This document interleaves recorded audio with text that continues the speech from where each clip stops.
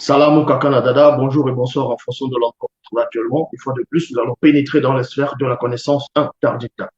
Aujourd'hui, nous allons donner un enseignement, un live qui va déstabiliser, constiper, perturber et en même temps transcender la conscience de beaucoup de personnes. C'est sur 40 jours après le déluge. Quand vous tapez sur Google le déluge, on ne va pas que vous parler du déluge, on va dire biblique, communément appelé le déluge, on va dire l'épopée de Enoch. Vous savez que dans plusieurs civilisations, ils ont eu à parler dans plusieurs, on va dire, entre guillemets, religions ou spiritualités dites révélées. Ils ont parlé du mythe du déluge, même dans l'histoire, on va dire, que ce soit de l'Égypte, de la Chine, même dans la Mésopotamie antique, où on fait allusion à l'épopée de Gilgamesh, on fait allusion à un déluge. Donc, il y a eu plusieurs déluges par rapport à plusieurs récits. Mais nous savons néanmoins qu'il y a eu un seul véritable déluge, donc la grande inondation qui s'est véritablement produite, mais ça s'est déroulé, ça a commencé en Afrique à Ouassé. Et ils ont maintenant pris l'histoire de ce déluge, ils ont introduit dans les canons, ils ont, en fonction des civilisations, ils ont partagé cela, changé les noms, les lieux de naissance, et ainsi de suite.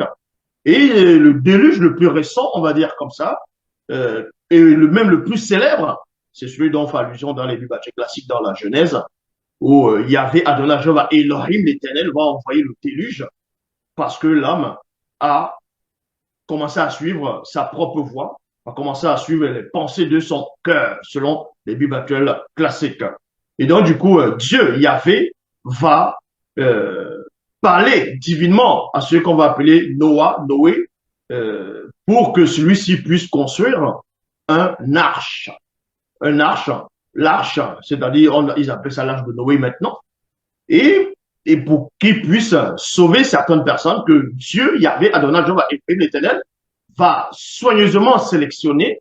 Et Pierre, l'apôtre, dans les Bibles classiques, donc Képha, Pétro, lui-même, il dira que Dieu aurait sauvé 8 personnes, donc Noé, sa femme, ses 3 fils et ses 3 belles filles. Et aussi quelques animaux mâles et femelles, purs et impurs de chaque espèce. Et donc, du coup, après le déluge, c'est ce peuple-là, en gros, les 3 fils de Noé et ses 3 belles filles, entre eux, qui vont, on va dire, peupler la terre telle que vous connaissez maintenant. Et tout ceci, c'est que des aberrations par rapport à l'image qu'on a voulu vous faire gober, croire, présenter